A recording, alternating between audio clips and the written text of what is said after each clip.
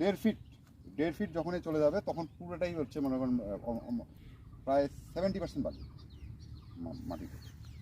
এইটার মানে আমার তো এই শিকড়টা তো নিচে যাবে, এই কারণে মাটি এবার আমাকে আগেই বলছে যে ভাই আপনার ওখানে কি মাটি, এটা আমাকে আগে জানান। মানে দিতে চায়নি, পরে যাই হোক দিছে, দেওয়ার পর খুব টাকা বিষয় না, টাকাটা নিচে এটা কোনো সমস্যা না, কিন্তু আমাকে যে জিনিসটা উনি দিছে এটা মারাত্মক ব্যাপার।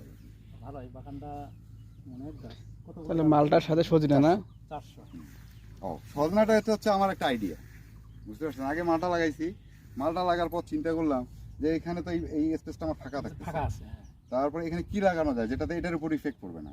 পরে ভিডিওতে দেখার পর দেখলাম যে সজনা যদি লাগাই, সজনা তো পাতা থাকে না, কিছুদিন পর কিন্তু সজনার পাতাটা ঝরে যায়, আর পাতা এরকমই থাকে। আর যখন ফলনটা আসে, এটার ফলন যা ধরে, এটা কিন্তু হচ্ছে আপনার তামিলনাড়ুর জাত, এটা তামিলনাড়ুর সজনা। এটার বয়স কিন্তু